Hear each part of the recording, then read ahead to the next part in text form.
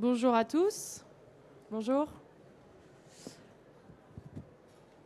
Alors, bienvenue à cette table ronde intitulée Agro, Agri, Équipement Intelligent, quoi de neuf. Je suis Constance Ravel, chargée de développement en innovation agricole chez Agronov. Agronov qui est un pôle d'agroécologie basé à Dijon.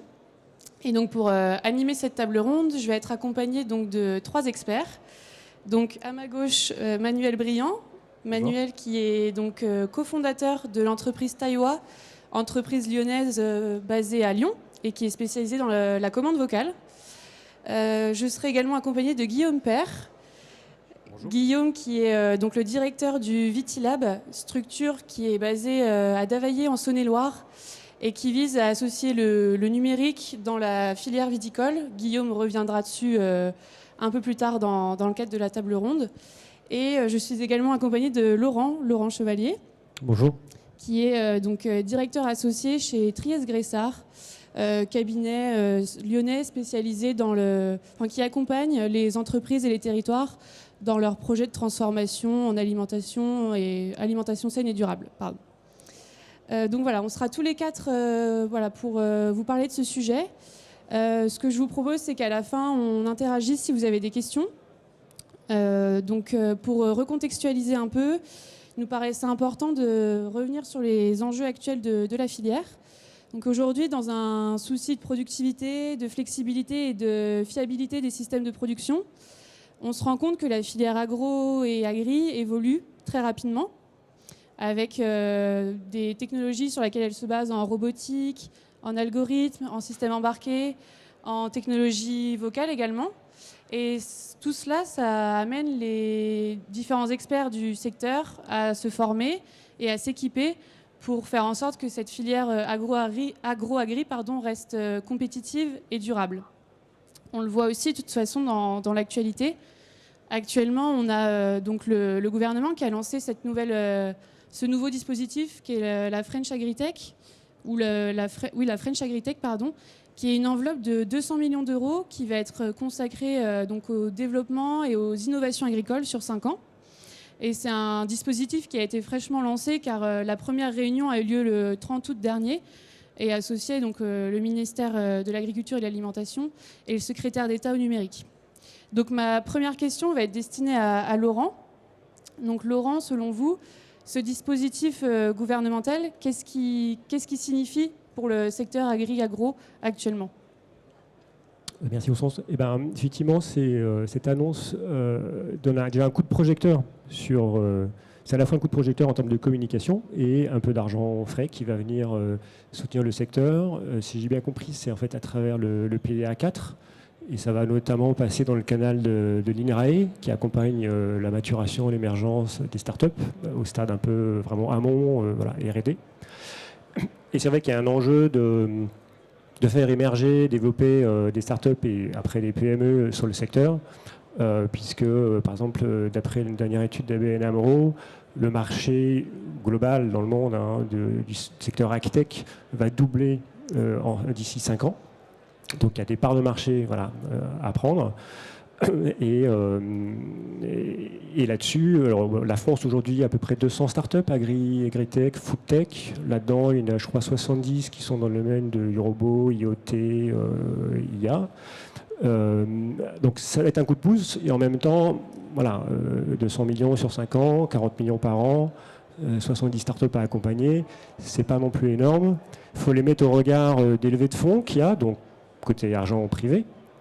L'année dernière, c'était 500 millions, si je ne me trompe pas. Mais en fait, derrière ces 500 millions, il y avait 2 principales startups. Insect, donc on est plutôt dans la protéine animale, plus de 400 millions. Mais il y a une deuxième qui en a pris une part du gâteau. Et après, c'est des petits morceaux en fait, de 1 ou 2 millions pour tout le reste.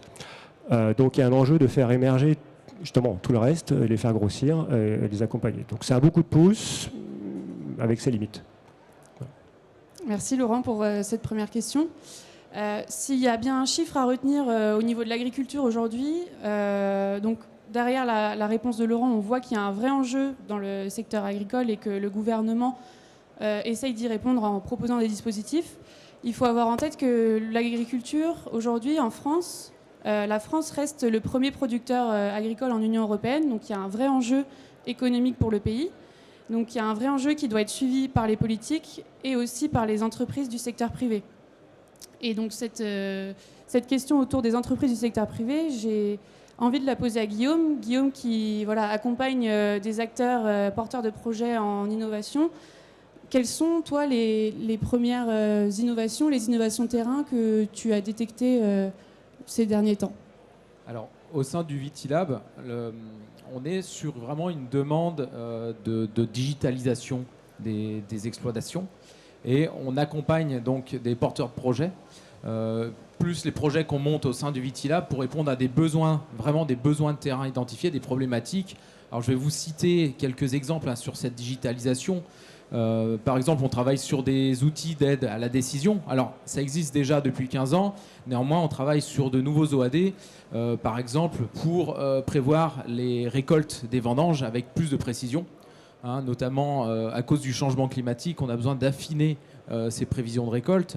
On travaille aussi en collaboration avec d'autres entreprises qui développent des simulateurs. Alors, il y a déjà certains simulateurs de conduite d'engins qui émergent, qui sont assez spectaculaires et qui vont permettre de répondre à un besoin de la filière en termes de tractoristes, par exemple.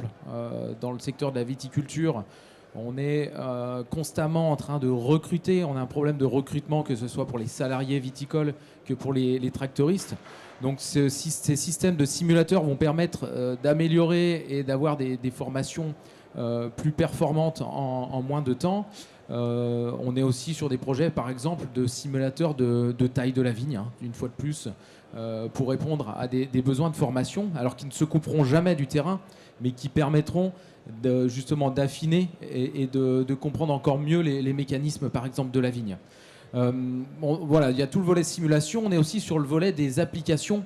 Alors l'objectif sur ces tendances de terrain, c'est de répondre aux besoins, que ce soit administratifs, techniques ou même de communication pour les agriculteurs.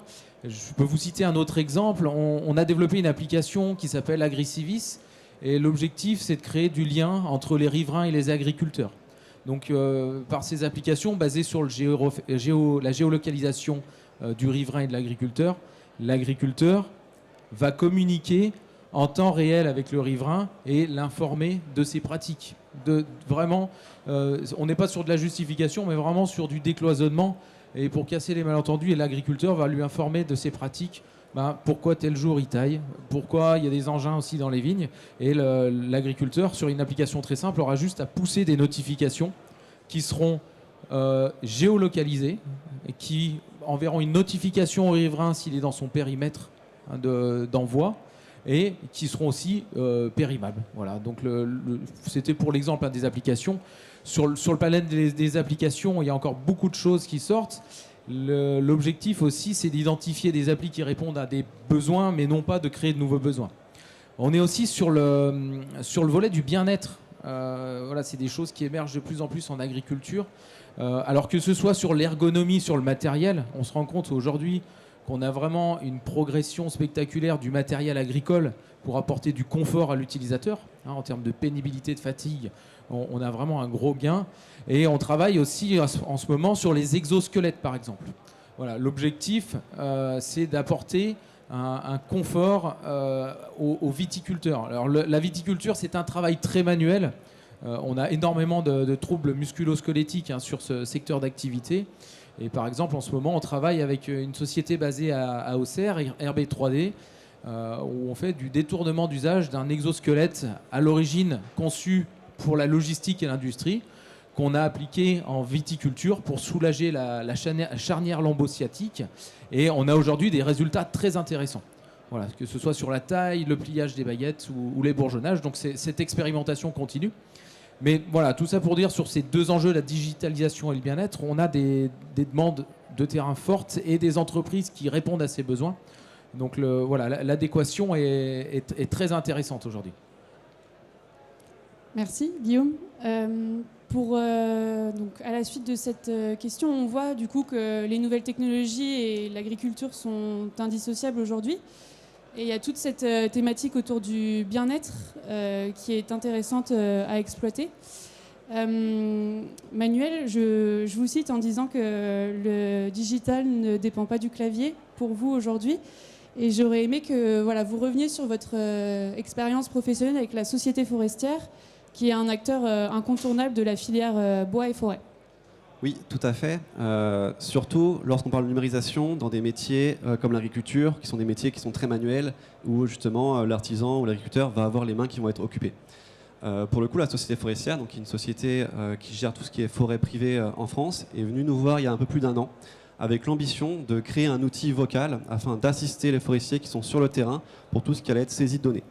Donc, comme vous pouvez bien l'imaginer, il y avait énormément de contraintes, des contraintes terrain, à savoir notamment pas de connexion Internet, des contraintes aussi de tout ce qui est froid, chaleur, pluie, poussière, etc. Et donc, on en est venu à la conclusion de créer en fait une application mobile, une application Android, donc voilà, qui est quelque chose qui est très léger, directement intégré dans un téléphone portable, tout simplement avec un casque micro, et qui allait permettre aux forestiers de pouvoir faire justement sa saisie de données, tout en ayant des instruments de mesure dans les mains, et tout ça à la volée. L'un des points qui était très important aussi, au-delà de la contrainte terrain, c'est aussi l'acceptation de la technologie.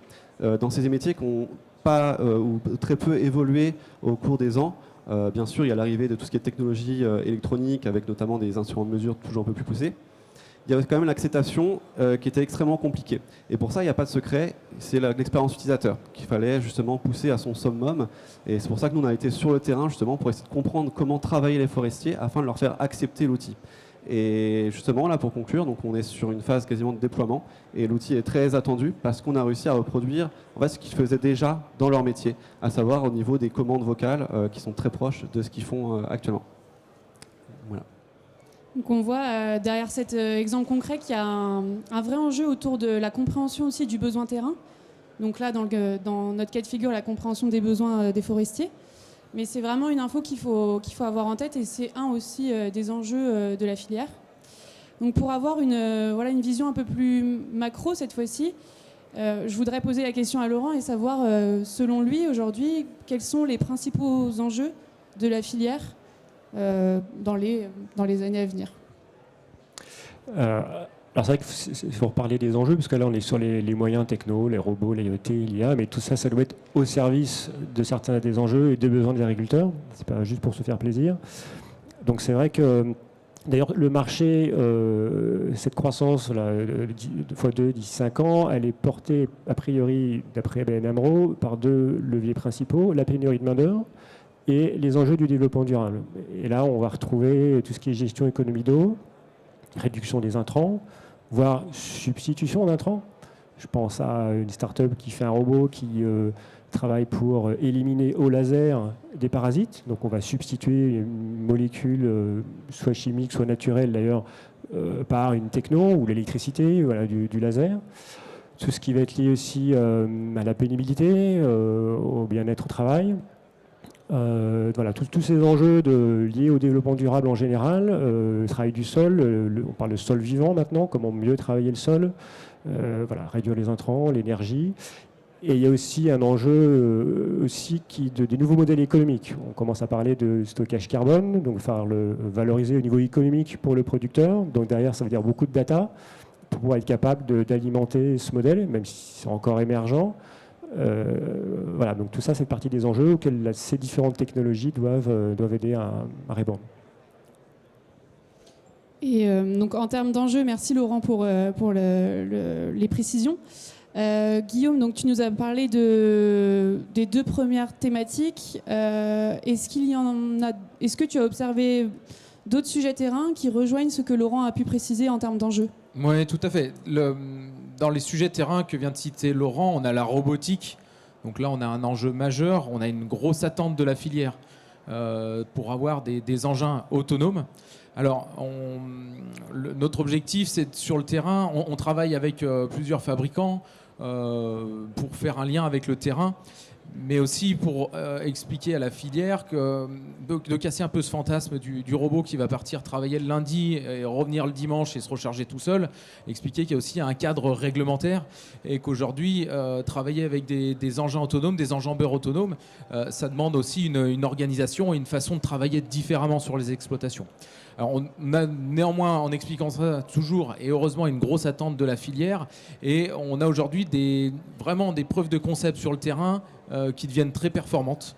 Voilà, donc je suis certain que dans les quelques années qui arrivent, on aura de plus en plus d'engins autonomes dans les vignobles, et aussi, on va dire, une sorte de transition, d'accompagnement de la filière pour les optimiser au mieux sur leurs exploitations.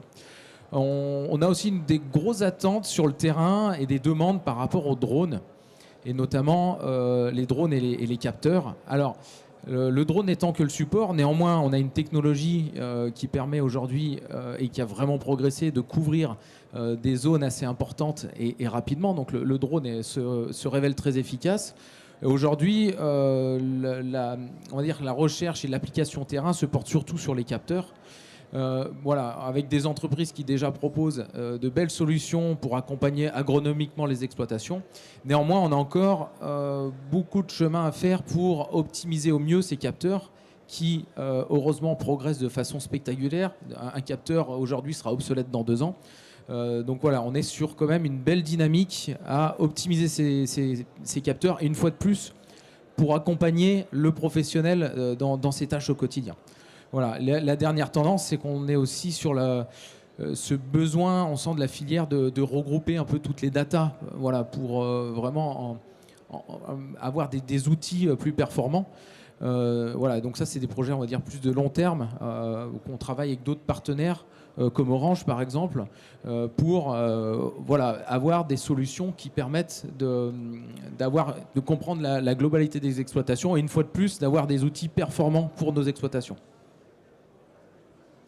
Donc, à travers ces exemples terrain, donc communiqués par le Vitilab et donc par l'entreprise Taiwa, on comprend qu'il y a des sujets autour de la digitalisation, du bien-être, de la robotique, des drones et des capteurs, de la commande vocale. Donc ça, c'est des mots-clés qu'il faut retenir et qu'il faut associer aujourd'hui au secteur agri-agro. Pour autant, le secteur, comme toute autre filière, fait face à des difficultés, à des freins. Et donc c'est la question que je voulais poser à Laurent. Laurent, selon vous aujourd'hui, quels sont les principaux freins, difficultés auxquelles la filière agro-agri doit faire face? Alors sur le CG techno, je vais rebondir sur ce qu'il vient d'être dit. Effectivement, le sujet au niveau des datas, et il y a déjà un enjeu d'harmonisation des datas, des protocoles, qui aujourd'hui reste très fragmenté, qui ne permet pas de construire encore vraiment de solutions macro d'IA basées sur les datas. Alors il y a des choses, on peut entendre parler du Lac Data Hub là, qui se met en place, donc ça progresse. Mais il y a vraiment l'enjeu majeur, c'est déjà d'harmoniser le volet des données. Ensuite, il y a le sujet du financement, donc on l'a un peu évoqué, parce qu'on est quand même sur des solutions qui demandent énormément d'investissement de R&D. Quand on veut un robot qui doit reconnaître un parasite ou une maladie et faire un geste type tailler une vigne, en termes d'image, de reconnaissance d'image, d'IA par derrière, ça demande énormément d'investissement. On parle aussi beaucoup de modèles prédictifs, que ce soit de croissance des plantes par exemple ou de maladies. Ça demande énormément de R&D par derrière, donc beaucoup d'investissement. Le robot, il va devoir aussi être capable d'éviter les obstacles, de reconnaître l'être humain. Donc voilà, tout ça, c'est très consommateur de compétences et d'argent. Donc on a ce enjeu-là. Et après, sur le volet vraiment peut-être plus spécifique robotique, pour le moment, un des freins, c'est la réglementation. La techno est presque là, mais la réglementation essaie de freiner aussi. Le monde de la réglementation des assurances aussi est encore assez prudent là-dessus. Je crois que c'est principaux. Je ne sais pas si vous voulez rajouter d'autres enjeux majeurs qui font que il y a encore des étapes à passer. Moi, je partage. On a des preuves de concept sur le terrain qui font leurs preuves. Néanmoins, c'est dans les années à venir, en termes de réglementation et de finition de ces concepts, qu'on progressera. Je suis tout à fait d'accord. Merci pour les précisions. Donc on a vu le côté enjeu de la filière au global, on a vu des exemples terrain. On a aussi noté qu'il fallait, aujourd'hui, un des enjeux pour les entreprises du secteur privé, c'était de vraiment être à l'écoute des besoins des agris et des vitis. Donc je voulais poser la question à Manuel qui a travaillé sur un projet avec la Société forestière et savoir si en tant que cofondateur de Taïwa et porteur de projet sur ce fameux projet avec la Société forestière, est-ce que vous aviez vécu des freins, des difficultés à bien comprendre le besoin utilisateur? Oui, justement, je pense que en fait, nous, on a plein de solutions techniques qui fonctionnent, mais bien souvent, on n'a pas les problématiques. Et c'est un des points qui peut être un frein, c'est que justement, c'est le côté rencontrer les agriculteurs, rencontrer rencontrer les métiers qui ont des vraies problématiques, et pour mieux les comprendre, afin justement de proposer les meilleures solutions.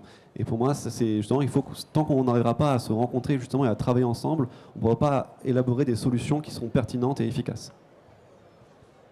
Tu voulais ajouter quelque chose? Oui, pour rebondir, effectivement, nous avons accompagné quelques startups sur leur réflexion de business model, tout, et ce qu'on voit, c'est vraiment ce besoin de se confronter, parce que tu fais au Vitilab, mais se confronter au terrain, aux problématiques, ne pas se laisser embarquer, par le côté ingénieur et techno, et rester penser ROI, penser usage. C'est pas la peine de faire quelque chose qui est super performant au niveau techno. Si en fait on a de la surqualité par rapport à ce que le producteur a besoin. Et ça amène aussi à réfléchir parfois au business model. Parce qu'on est sur des équipements qui valent cher, qui font évoluer les métiers. Et du coup, souvent on voit les startups ont du mal à définir si leur client c'est l'agriculteur, c'est la COP qui va vendre un service à l'agriculteur, c'est l'ETA qui va vendre du service, une prestation aux agriculteurs. C'est pas toujours évident, au début ça tâtonne un peu, pour bien trouver son business model. Exactement. Et souvent, là, un point qui peut être un point noir, c'est que souvent on a tendance à vouloir, surtout qu'on a la tech, à faire la techno la plus poussée, la plus puissante possible. Et quand on arrive sur le terrain, justement, ça ne va pas fonctionner. Parce que ce qu'on pense, c'est que c'est pas la techno, c'est pas à l'agriculteur de s'adapter à la techno, c'est la techno de s'adapter justement à l'agriculteur. Et tant qu'on n'aura pas justement compris ça, on aura du mal à avoir des solutions vraiment efficaces. À travers vos réponses respectives, on comprend qu'il y a un vrai enjeu autour de la compréhension terrain et techno avancé. Et du coup, je voulais profiter du fait que Guillaume était là avec nous aujourd'hui pour qu'il revienne sur le fonctionnement du Vitilab, son utilité, parce que c'est une structure qui a été pensée pour ça. Et voilà, ça nous paraissait intéressant que vous en sachiez un peu plus sur le Vitilab. Donc Guillaume, je te laisse la parole. Donc le Vitilab, c'est un lieu très sympa que je vous invite à venir découvrir, qui a été inauguré en juillet cette année. Alors pour vous redonner un peu la genèse, c'est un projet qui était en gestation déjà depuis plusieurs années, qui est issu d'une association qui s'appelle Vinipôle Sud Bourgogne, et c'est un projet qui a été porté et qui est porté par la Chambre d'agriculture de Saône-et-Loire. Vinipôle Sud Bourgogne regroupe la Chambre d'agriculture de Saône-et-Loire, le Conseil départemental de Saône-et-Loire et le Bureau interprofessionnel des vins de Bourgogne. Pour vous redonner un peu le décor, Vinipôle Sud Bourgogne travaille sur 4 axes. Des 4 axes forts: le matériel végétal, quel matériel végétal on va implanter dans nos vignobles demain, le changement climatique, les itinéraires de production et tout ce qui est numérique et robotique, d'où le Vitilab. Le Vitilab, en gros, porte cet axe numérique et robotique. Et c'est un lieu à part qui a été annexé sur Vinipôle Sud Bourgogne. Au sein du Vitilab, on a 3 axes de travail qui sont avant tout d'être un tiers-lieu d'expérimentation. Donc en gros, notre rôle, avant tout, c'est de faire de l'expérimentation terrain, de mettre en relation les entreprises, de tester des solutions, pour alimenter un deuxième axe qu'on appelle le centre de ressources. Le centre de ressources, en gros, il va être là pour capitaliser tout ce qu'on a essayé, tout ce que les entreprises nous amènent comme information. Pourquoi? Comme finalité, pour apporter de la visibilité aux entreprises, aux apprenants, aux agriculteurs, bref, à toute la filière. Donc voilà, ce centre de ressources, il est là pour ça. Et pour permettre vraiment d'alimenter ce centre de ressources, le Vitilab propose aussi un espace de coworking au sein du Vitilab. Alors c'est un petit espace de coworking avec de l'équipement, des écrans connectés et vraiment un lieu très sympa pour travailler. L'objectif, on est sur un lieu très, très flexible, c'est d'accueillir les apprenants, les entreprises, les experts, d'animer des formations. Donc on est vraiment sur un lieu avec, on va dire, un lieu de synergie où on va retrouver beaucoup d'acteurs. Et on a même à disposition un petit Fab Lab avec des imprimantes 3D, de la découpe laser, de la fraiseuse numérique, tout ce qu'on retrouve dans les Fab Labs, pour aller même jusqu'au prototypage rapide. Voilà, l'objectif dans ce genre de lieu, c'est pouvoir faire de l'idéation et ensuite d'avoir déjà les capacités de pouvoir sortir des preuves de concept sur ce lieu-là. Voilà, en gros, de façon très synthétique, le Vitilab. Mais voilà, si vous êtes dans le secteur de Mâcon, n'hésitez pas à venir visiter le lieu, ça sera un plaisir de vous le faire découvrir. Et en plus, vous aurez un petit verre de Saint-Véran à côté. C'est vrai. Merci pour les précisions, Guillaume. On va arriver sur la fin de cette table ronde. En conclusion, ce qu'il faut noter, c'est que l'agriculture, vous le savez tous, c'est un secteur clé de l'économie française. Qui dit agriculture innovante dit technologie et numérique. Aujourd'hui, c'est indissociable et il faut également le garder en tête. Et pour ce faire, il y a un vrai besoin, premièrement, d'un soutien politique. Donc, c'est les différents dispositifs sur lesquels on est revenu, sur lesquels Laurent est revenu aussi au début.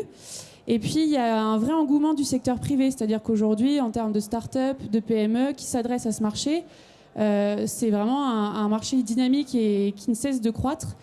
Et aujourd'hui, ce marché a un vrai enjeu autour de la compréhension terrain. Et donc ça, c'est possible grâce à plusieurs dispositifs.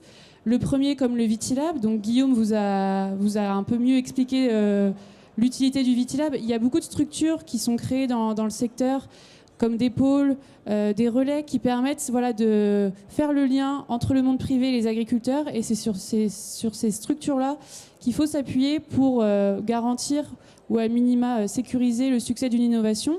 Et puis après, il y a un vrai enjeu aussi autour de l'acclimatation à l'innovation, mais du côté agriculteur cette fois-ci. Il y a un sujet autour de la formation, de l'adaptation et de la compréhension pour les agriculteurs de ce besoin en innovation. Donc il y a ces deux enjeux auxquels la filière essaye de répondre actuellement et y répond bien selon moi.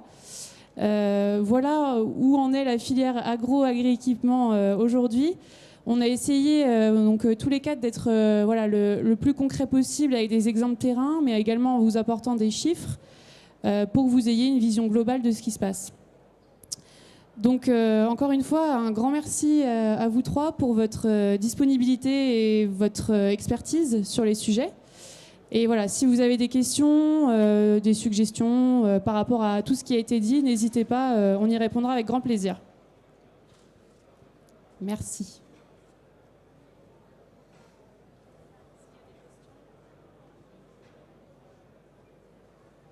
Oui, il va falloir parler. Ouais. Le micro, on ne peut pas trop le passer parce que c'est pas très Covid-friendly, mais dites-nous la question et je la reposerai à vous. Dites-nous. Je voulais savoir comment vous voyez l'industrialisation aussi des nouveaux équipements de précision intelligente et la diffusion ensuite sur le marché. Parce qu'on voit qu'il y a des très bons concepts, mais ensuite la mise à disposition des écouteurs, en fait, entre le concept et la mise à disposition des écouteurs, en fait, il y a un grand passage en fait, qui est vraiment franchi, ou qui est franchi que par des très grands industriels. D'accord. Donc la question, c'est au niveau de l'industrialisation des équipements. Donc la question que le monsieur posait, c'est comment on voit, nous, le pont entre l'industrialisation des équipements et l'accès de ces équipements aux agriculteurs. C'est bien ça la question ? De la R&D jusqu'à l'agriculteur, à l'utilisateur final. C'est-à-dire quel levier on voit disponible pour... Comment on voit ce chemin ? D'accord. Je ne sais pas si quelqu'un veut répondre à cette question. Je ne sais pas si j'ai complètement compris la question, mais oui, l'enjeu du cheminement de la R&D jusqu'à l'usage au final. Alors c'est vrai qu'on discutait tout à l'heure, effectivement, les startups aujourd'hui, même celles qui commencent à aller sur le marché, pour l'exemple des robots, on pense à Vitibot, à Nayo, ils commencent à avoir des produits, ça va il y en a dans les lignes, ils ont une petite usine, mais par rapport à, je sais pas moi, un John Deere ou des géants de l'agroéquipement, qui regardent un peu ce qui se passe. Effectivement, on ne sait pas bien encore comment ça va se passer. Est-ce que ces startups vont se faire racheter par des gros? Et voilà. Ou est-ce qu'elles vont faire comme Tesla et arriver à doubler tout le monde, à construire leurs propres usines et à conquérir les marchés? J'avoue qu'on ne sait pas encore bien comment les deux vont se rejoindre. Ce que je disais il n'y a pas longtemps, c'est que typiquement sur les gros robots, les tracteurs autonomes et autres, pour le moment, en fait, c'est des acteurs hors...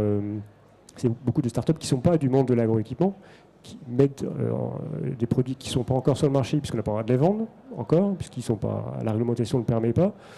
Et il y a encore des questionnements sur est-ce que ça va être du solide au niveau du hardware, alors que les anciens fabricants, eux, ils savent faire des machines qui sont du solide.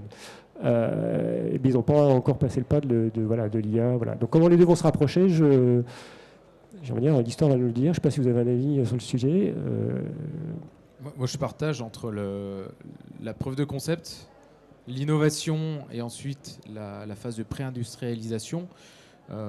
Oui, on a des questionnements aussi. Alors, je ne pourrais pas répondre directement à votre question. Le recul qu'on a, c'est de se dire on a des super innovations qui arrivent sur le terrain, qui peuvent vraiment apporter des réponses aux problématiques. Mais ensuite, voilà, comment solidifier ces innovations et passer à l'industrialisation. En effet, quelque part, on change de métier, quoi. Donc, je rejoins ce que tu dis sur le concept étant là, comment on va pouvoir l'industrialiser. Ça peut être, en fonction des entreprises, de la structuration des financements, en effet compliqué. Je pense à un exemple d'une startup qui mettait des capteurs pour faire de la cartographie d'adventices et derrière du traitement optimisé.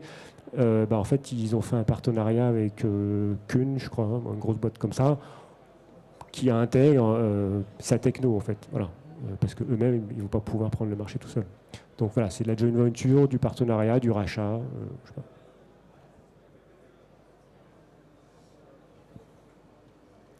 Ah, on a une autre question derrière.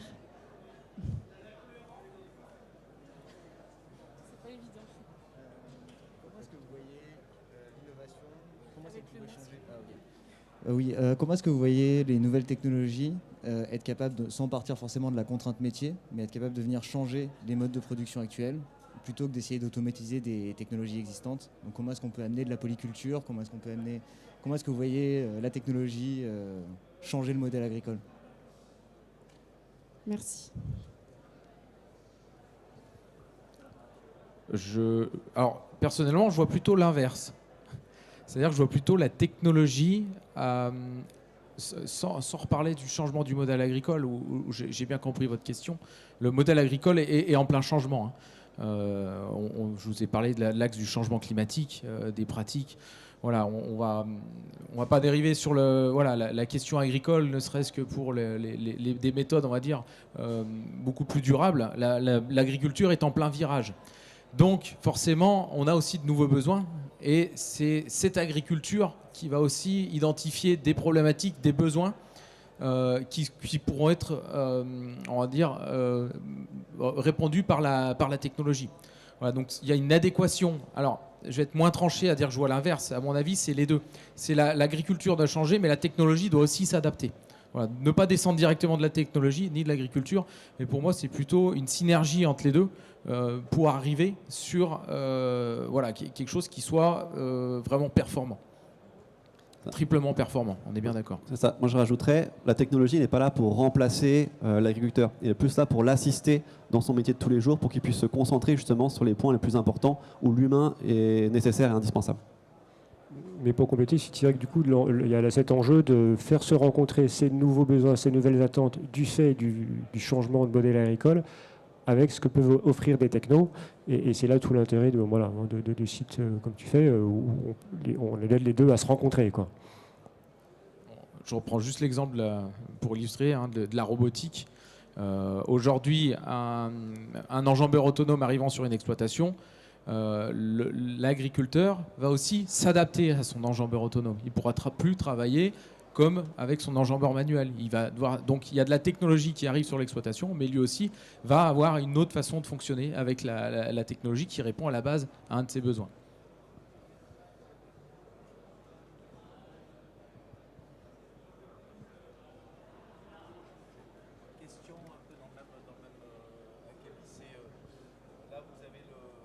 Vitilab. Parce que demain, si je viens en visite pour justement, moi je suis dans une société de technologie, j'ai envie de faire de la technologie sur le service, par exemple d'agriculture et de la transition. Parce que quand je vais venir, on va être hors sol, parce que finalement on va être entre techno-fil à explorer, mais on ne sera pas connecté aux agriculteurs. Ou est-ce qu'il y a déjà un écosystème d'agriculteurs qui savent qu'il faut changer, qui viennent par exemple fréquenter le Fab Lab et qui, du coup, on va être en interaction et on va apprendre les uns des autres. Comment ça se passe?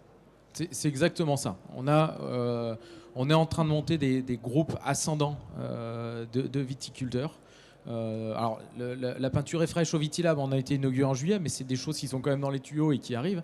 Donc oui, vous l'avez très bien résumé. L'objectif, c'est d'avoir un écosystème professionnel au sein du Vitilab qui permet justement ces échanges et d'être sur le terrain, d'être vraiment sur le terrain. D'ailleurs, le Vitilab a volontairement été implanté dans le vignoble. Hein. Les vignes sont contre le Vitilab. On travaille avec l'exploitation de l'EPL de Davaillé.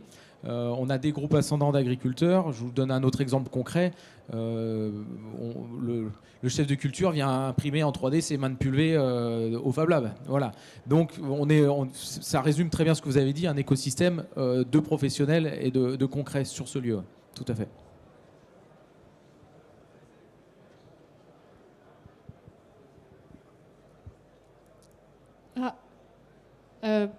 Les femmes d'abord, allez.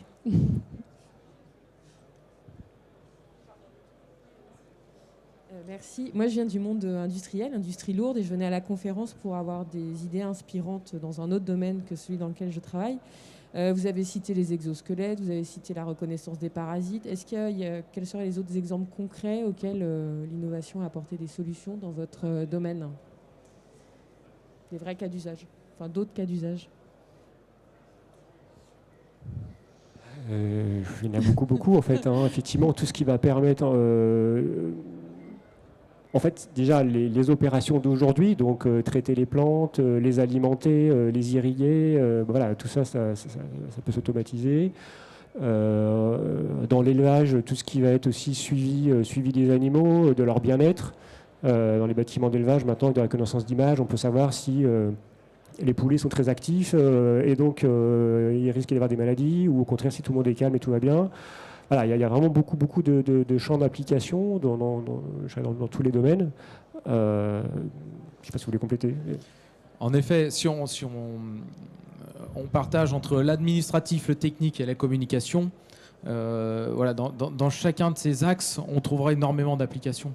Comme dit Laurent, ça peut être de la surveillance, ça peut être de la communication, des outils de conseil numérique, des outils de communication entre agriculteurs, riverains comme on l'a précité, des outils très techniques, des outils d'aide à la décision pour surveiller les maladies, des capteurs.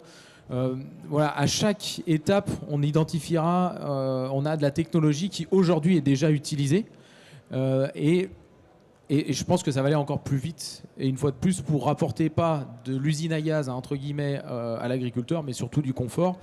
Et enfin, moi, ce que j'observe aujourd'hui, c'est que même si on est toujours sur les mêmes tendances, les interfaces et l'ergonomie des solutions technologiques augmentent de façon très significative et on a de plus en plus de confort d'utilisation de la technologie pour les agriculteurs. Donc, pour répondre à votre question, on ne peut pas tout énumérer là sur ce tour de table, mais en effet, on a énormément de solutions.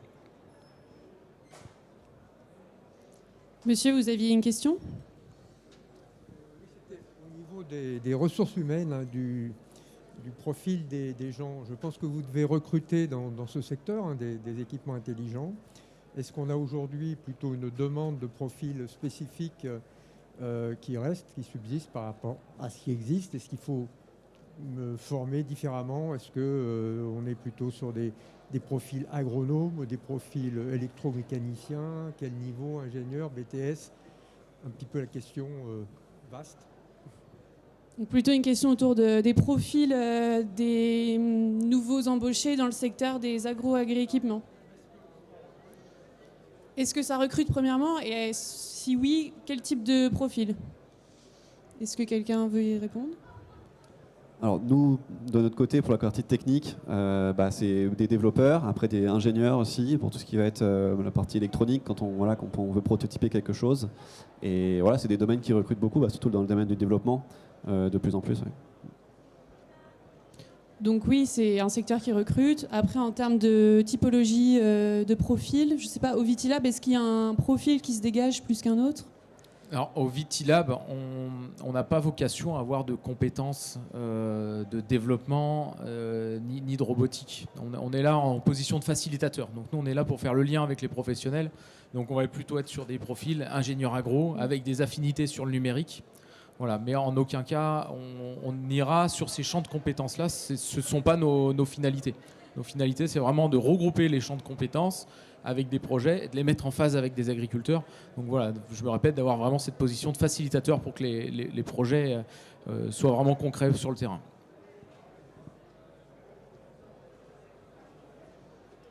Oui. Je m'adresse plutôt à Guillaume, mais aujourd'hui, un agriculteur, comment il peut s'y retrouver dans le foisonnement de solutions? Si on prend par exemple les stations météo connectées, au moins une dizaine de modèles, les tracteurs autonomes ou les enjambeurs autonomes, là aussi on en a au moins 5-6. Comment aujourd'hui un Viti peut s'y retrouver dans ce foisonnement et faire son choix? Alors là vient la création du Vitilab. L'objectif du Vitilab, et je dis ça, l'ambition aujourd'hui, c'est de passer au crible ces solutions. Donc on est au démarrage, hein, le Vitilab vient d'arriver, et de façon neutre et objective, de pouvoir donner un rendu de ces applications pour que l'agriculteur puisse faire son choix. Et je dis bien faire son choix, c'est-à-dire qu'on ne l'orientera jamais sur telle ou telle solution.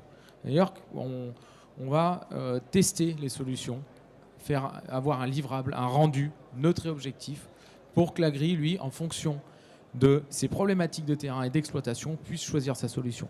Je vous donne un autre exemple. On est en train de développer ce qu'on appelle un Vitilab Store, c'est-à-dire qu'on est en train de tester plein d'applications, voilà, qui techniquement peuvent apporter une plus-value à l'agriculteur. Donc on est en train de les tester, et l'objectif ensuite, c'est de proposer une liste de choix d'applications qui sont pertinentes pour le métier de l'agriculteur. Par contre, en même temps, on se permet aussi de filtrer celles qui apportent de nouveaux besoins et qui n'apporteraient pas de plus-value au métier de l'agriculteur. En complément, corrige-moi si je dis une bêtise, mais il me semble que c'est aussi en partie le métier des conseillers des chambres de pouvoir accompagner les producteurs à identifier les bonnes solutions, les bons outils pour leur exploitation. Après, c'est vrai qu'avec ce foisonnement et cette complexité d'offres techno, peut-être que va émerger aussi de nouveaux entre guillemets conseillers consultants, on peut spécialiser très high-tech, qui, comme aujourd'hui, je sais pas, une grosse entreprise qui veut révolutionner son système d'information, fait appel à des consultants qui vont l'aider à définir son besoin, à identifier les bonnes solutions. Petit à petit, peut-être ça va se diffuser au monde agricole aussi.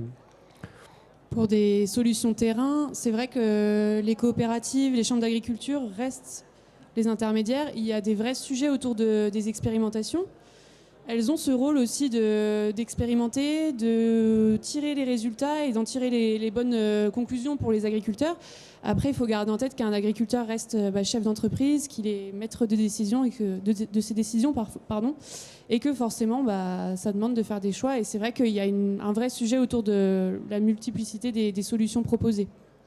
D'où l'intérêt d'être conseillé par des gens de confiance. Et c'est vrai que les structures comme le Vitilab le peuvent. Et après, c'est quand même le rôle premier des chambres d'agriculture et des coopératives aujourd'hui. Malgré la différenciation vente et conseil, là, on est plus sur la chambre d'agriculture actuellement. Alors, le Vitilab découle directement de la chambre d'agriculture. On retrouve notre ADN dans la posture, dans la posture de conseil et d'accompagnement. Mm.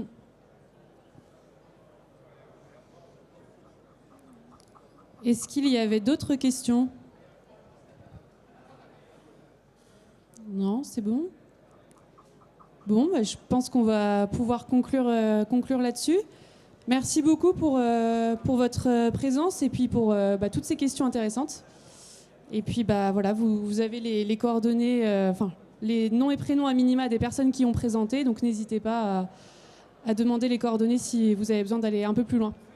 Voilà, merci, bon après-midi. Merci. Merci. Merci.